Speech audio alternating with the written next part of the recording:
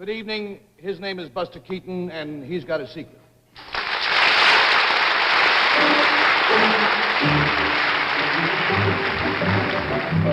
I've Got a Secret, presented by Winston, America's best-selling, best-tasting filter cigarette.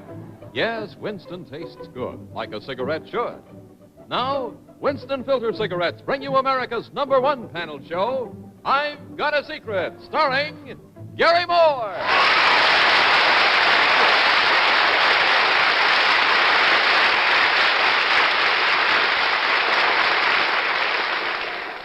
That was my younger brother. Thank you very much, and good evening, friends. Welcome to another edition of I've Got a Secret. We are quite proud to have you meet our panel as usual. We'll start in reverse this week. First, Faye Emerson, who is appearing in witness for the prosecution at Fayetteville, New York, from July 8th to July 13th. And then Henry Morgan, who is appearing in Father of the Bride at the Lakewood Playhouse in Barnesville, Pennsylvania, through this Sunday. And then Jane Meadows, who is appearing at the Cracker Room of the Ritz. And Bill Cullen, who currently may be seen at the Rose Room of his local livery stable. That is our panel.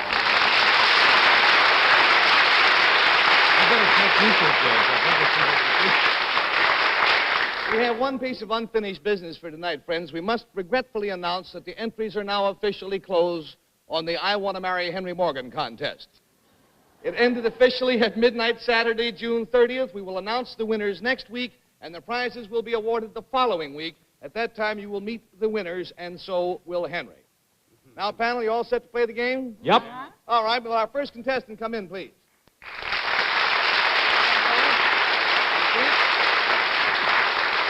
Will you tell our panel, please, what your name is and where you're from? My name is Al Barnett, and I'm from Woodmere, Long Island. This is Al Barnett, and he is from Woodmere, Long Island. Now, Alan, how old are you, by the way? 15, Gary.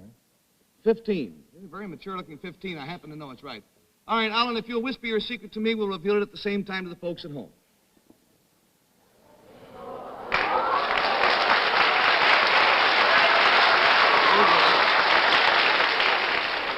All right, now, before we play this secret panel, Jane, I'm going to ask you, for reasons which will be obvious to you a little later on, ask you to go out to our soundproof room and sit this secret out.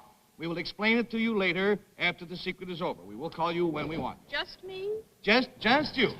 Oh, you'll understand why in a little while. All right. Now, to help classify Alan's secret, it concerns something that he has, and we'll start with, let's start with Henry. It concerns something that he has.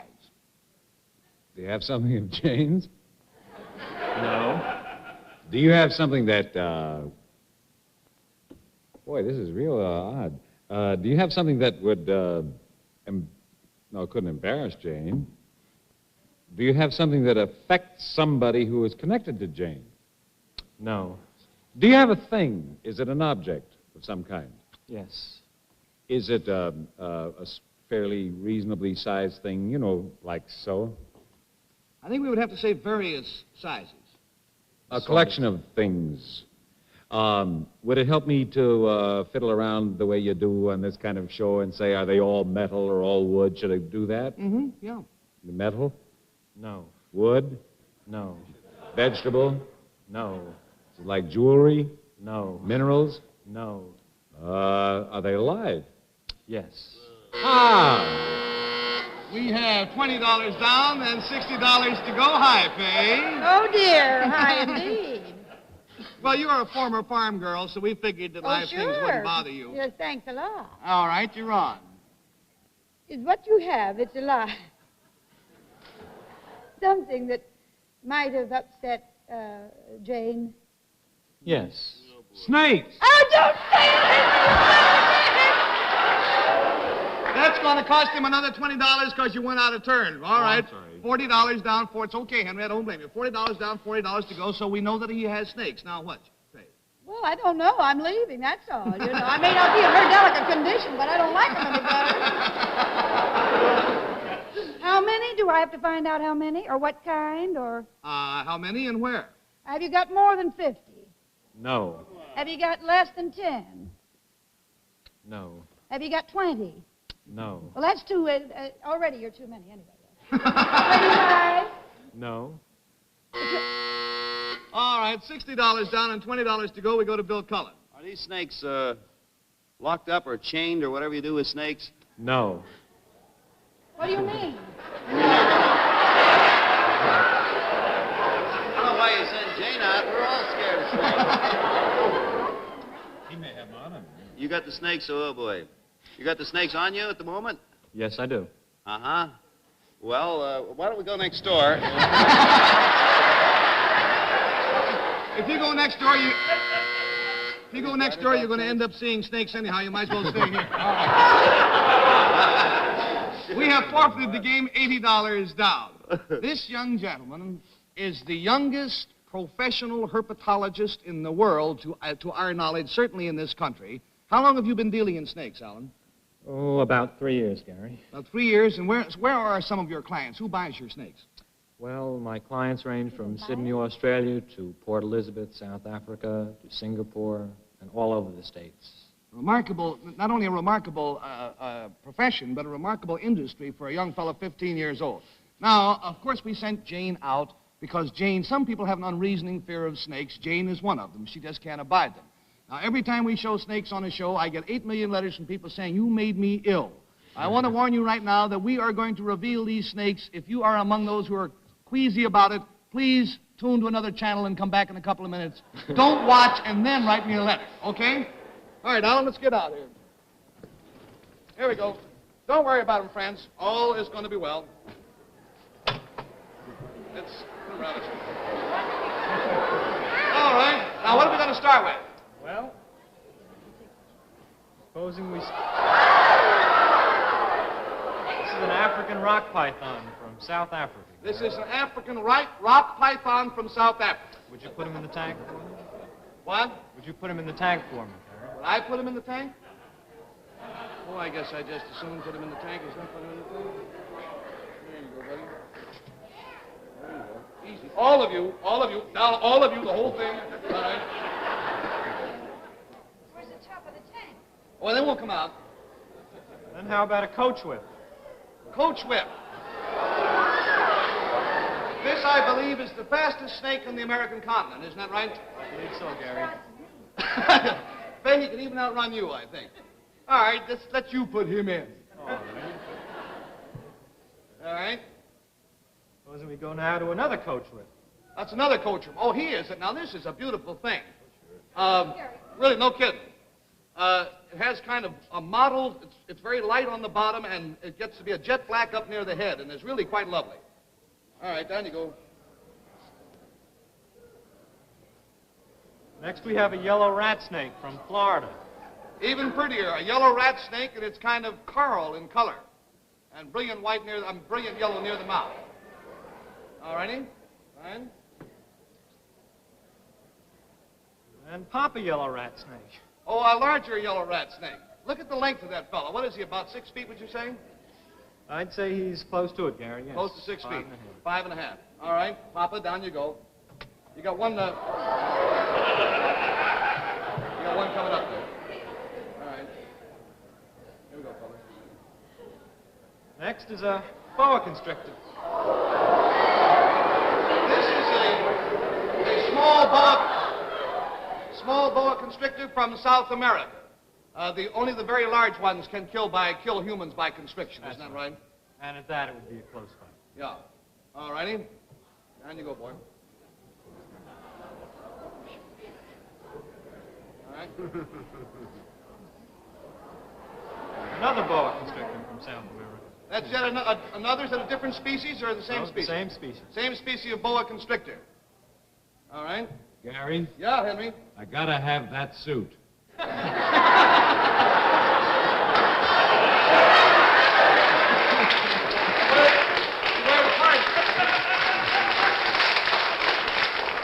Another boa. Gracious sakes. We're loaded with boas. Yeah, may I see that one? Because that one's really rather pretty. Here you go, baby. Now, you've got to admit, people have an unreasoning fear of these things, and that is really a lovely, lovely pattern. No, not up. No, no, no. Who's doing to him?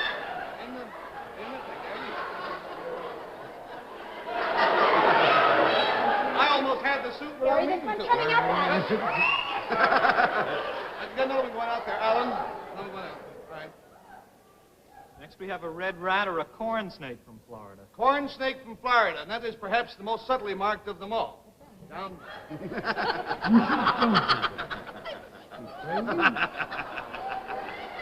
him again.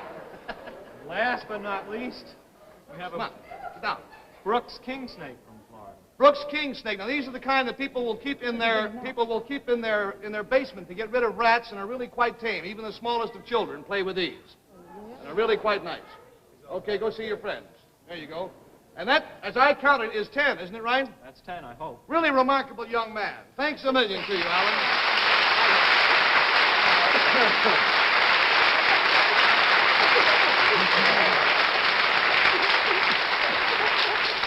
Will you call Jane back in, please? Let's have Jane back in. Jane. All right. Now then, while Jane is coming back in, let me say a few words to you about our ever-loving, nation-leading, perfect-smoking Winston cigarettes. I have a note here from our client which asks me to remind you that we've got the long weekend coming up and that you should go up and stock up on Winstons for this coming holiday weekend, and I certainly go along with that. Now, you go to your cigarette dealer and you order your Winstons for the weekend first thing tomorrow, because tomorrow night your dealer is going to be so deaf from all those firecrackers going off, he's liable not to hear you right. And instead of giving you Winstons that taste good like a cigarette should, he might give you something else that tastes awful like a cigarette shouldn't. And then you'll be sorry. You'll be like the husband who asked his wife to make the punch for the party, and when she got it all finished, he took a taste of it and he says, "Goodness sakes, this stuff tastes terrible. Are you sure you put in the liquor?" She said, "Liquor? I thought you said lacquer." I thought that was pretty comical. In any event, you can be real sure that there is no adequate substitute for that fine Winston flavor. We figure that it's America's best-selling filter cigarette because it is America's best-tasting filter cigarette. So you combine that fine taste with our exclusive filter that lets the flavor get through to you, and you've got as good a cigarette as anyone can reasonably ask for. So you hike on out tomorrow morning now and get yourself enough Winstons to last you for the weekend. There is nothing worse than finding yourself on a beach or on a boat and not a cigarette stand or a supermarket in sight. You load up for the weekend and discover all over again that Winstons taste good like a cigarette should. Jane, I guess you gather by now what it was all about. We had snakes in profusion. Knowing how you feel about snakes, we thought it just as well that you would Gary, sit this one thank out. you, dear. You're more than welcome. All right, now may we have our next contestant, please?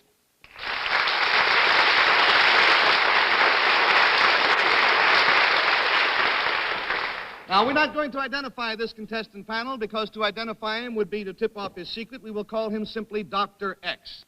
Now, Doctor, if you will whisper your secret to me, we will show it at the same time to the folks out there.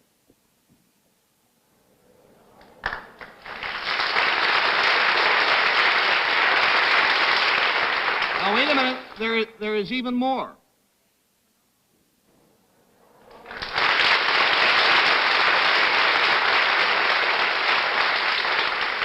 All right, to help to classify Dr. X's secret, I'll tell you it concerns something that he did, and we'll start with Bill Cullen, please.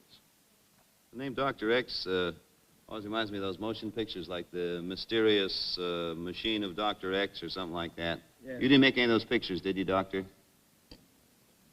You didn't make any of those particular movies. No. No. Dr. X, is this something you did recently? Well, I'm still working on it, yes. Mm-hmm. Is it something you did and are doing then in the normal course of your work? Yes. Let me say, Bill, lest we mislead you, however, that the original work on this was not done recently. It's a continuing action, but the secret, as stated, was not done recently. Is there any object connected with this secret then, Dr. X? Yes, I think I'm quite sure there's an object. Do doctors use this object? Yes, it's been used in surgery. Is this some kind of a machine that might be painful when it's used? Yes, sometimes it's most painful. Sometimes it's most painful. $20 down and $60. You're a wise man. $20 down and $60 to go. And we go to Jane Meadows, please. Then, if I gather right, Dr. X, you have been engaged in some kind of experimental work, which is still continuing. Is that right? That's right, yes. Do you work in any kind of a laboratory or a place like that? Yes. Would this remotely or in any way be connected with psychiatric cases? No, not especially. not. It would be more in the medical. In very rare instances, it's been known to cause a few, but that really isn't it really isn't the purpose of it. So let's say no, okay? There seems to be a great deal of laughter answering these questions. Could I assume, however, that what you are working on could be considered a blessing to mankind? I think, generally speaking, that it's been a blessing, yes. It is a blessing, or it has been a blessing, you say? Has been and is. Do you use any little animals, mice, rats, or anything in your experimental work? Rabbits or anything? I have used them, yes. But I think it would be misleading to say so. You think what, sir? Misleading to... Yes, I think it would be misleading in the sense in which the question was asked. $40 down and $40 to go, and we go to Henry Morgan. So let's forget the rats and the mice. Doctor, would it help me, or anybody else, to know what kind of doctor you are? Why, my... Make him guess. Make him work at it. Yes, it would help. Sure. Yes, it would help. Are you a dentist? No. I didn't hear you. No, Oh, I'm not a dentist. Your research, I gather you've been doing some research on something that... Yes, I'm a research man. Yeah. It's going to help some common difficulty that we all experience, I imagine. Yes, I should say it were and has. Well, is it something as common as, what's pretty common, a common cold? Yes, I think it's as common as a common cold. We're getting into pretty obscure territory, and I think you fellas have led yourself down the garden path. Shall we cut him off? Let's cut him off, because you're just wandering farther and farther. Faisy, it was your turn, but if you'll forgive me, I'll forfeit the money and tell you that he is a doctor of science in the scientific medicine, scientific field. This is the famous Dr. Philo T. Farnsworth, who invented electronic television.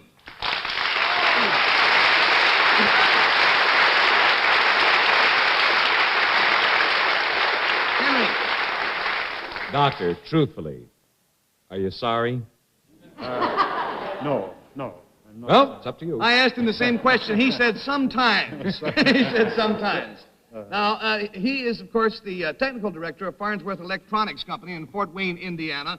And sir, how old were you when you invented television, or the first television machine as we know it today, first television system? I was 14. 14 years old.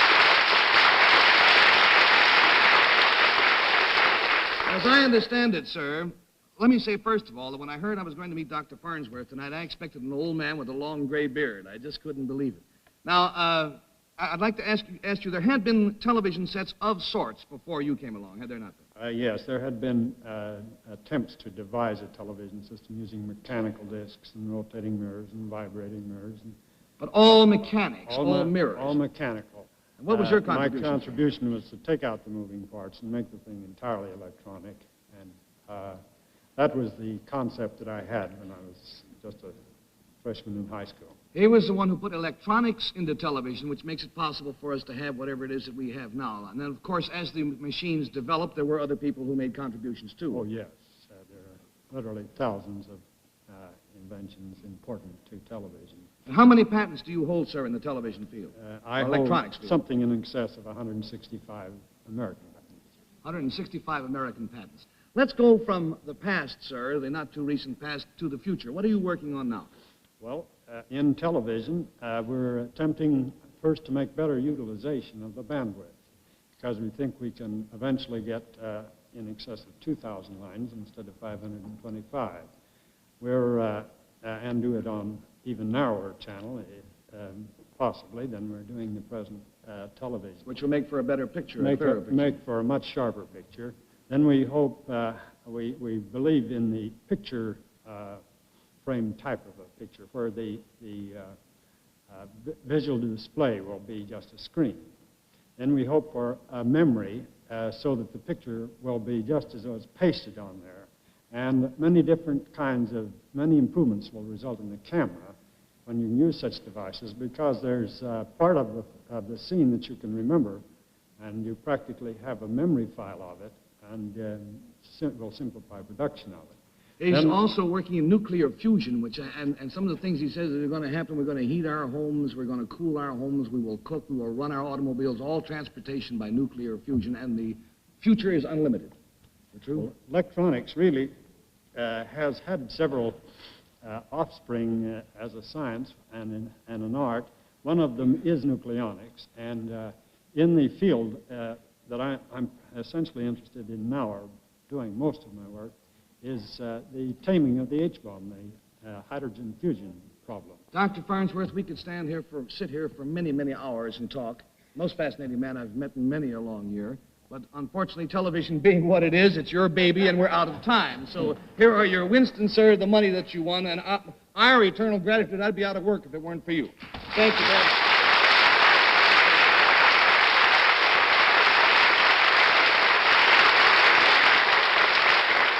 Friends, you will keep in mind, won't you, that the long weekend is coming up, and for heaven's sakes, drive carefully. Don't get a little careless, lose your temper. Relax, drive easily. You will arrive there refreshed and furthermore alive. Be careful, for goodness sakes.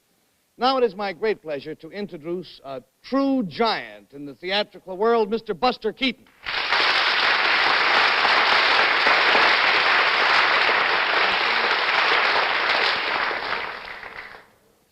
Such a pleasure to have you with us, really. And I understand that you, too, are going out in summer stock this summer. Is that true? You're appearing in Merton of the Movies? Are you going to talk in Merton of the Movies? In the plays? Do you have a speaking part? I gather you're not going to talk tonight, though. Not going to talk tonight. Well, all right. Do you prefer silent movies to talking movies? Would you prefer silent television to talking television? Thanks a heap. All right. Now, what is your secret for tonight, Buster? Wait. It's wooden, don't worry. Where you going? What's your secret? Oh, no.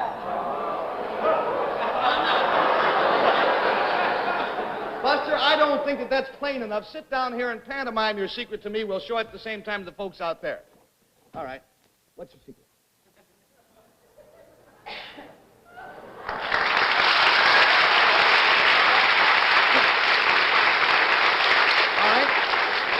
Panel, we will restrict you to one question each, and inasmuch as Mr.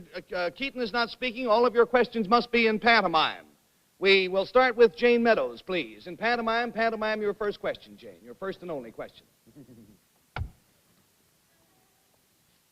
The pie? Are you going to eat the pie? Is he going to throw the pie at you? No. All right, $20 down. Henry?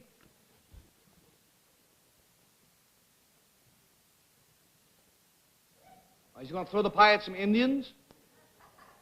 Is he? Whatever it is, no.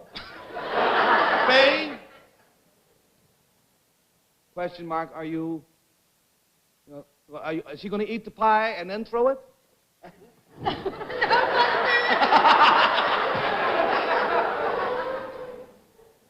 No. Buzz? And we go to Bill Cullen for the last question. Yes?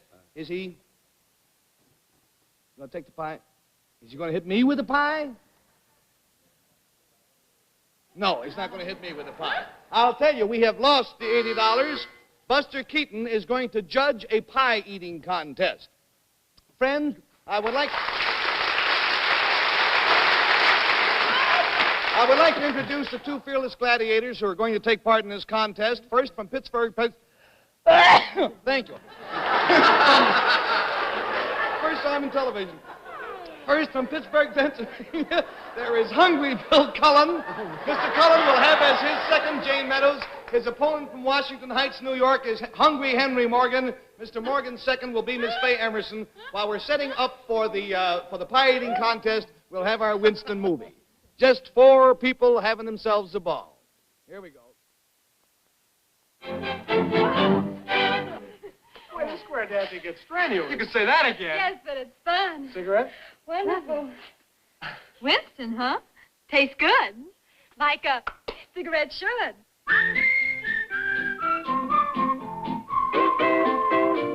Winston tastes good like a cigarette should. Winston tastes good like a cigarette should. Winston gives you real flavorful, rich tobacco flavor. Winston's easy drawing too. The filter lets the flavor through. Winston tastes good like a cigarette should.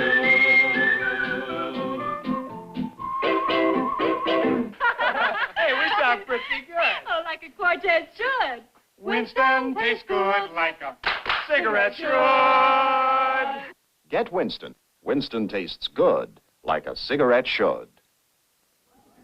All right, now we're all set up for the pie eating contest, and here are the rules according to the Marquis of Blueberry.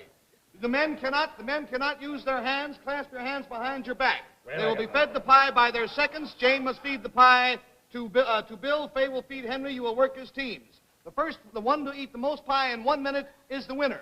On your marks, get set, go.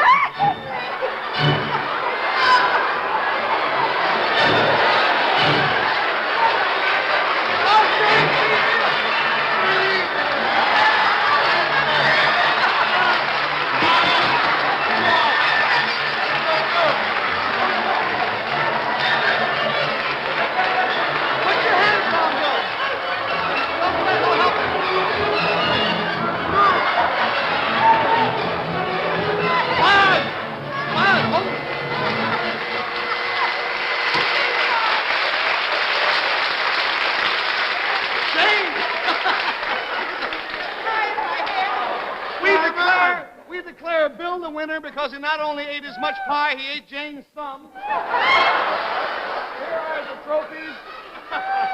Buster, it's been a great joy having you with us. I'm glad I wasn't with them. Let's thank Buster Keaton for being with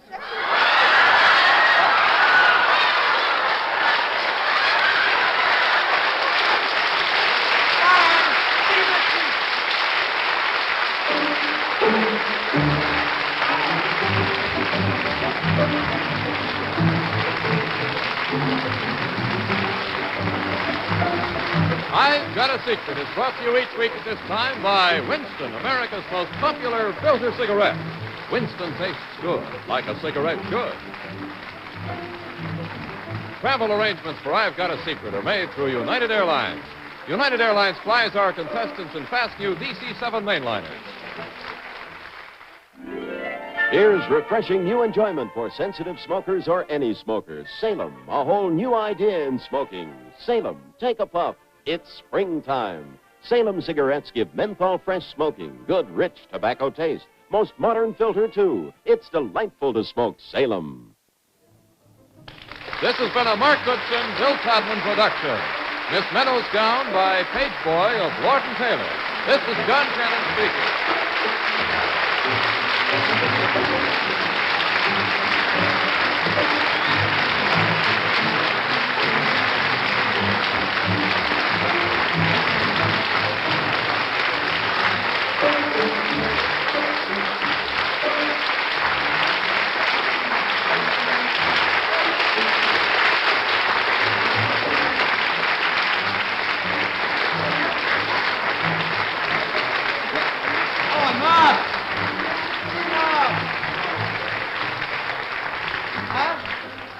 I would like to announce that I timed this show tonight with my own sundial, and we seem to have 30 seconds left over. But go read a book or something, because it'll probably do you good. And thank you very much for being with us tonight. We will see you next week, and don't forget, next week is when we announce the winners of the I Want to Marry Henry Morgan Because contest. See you.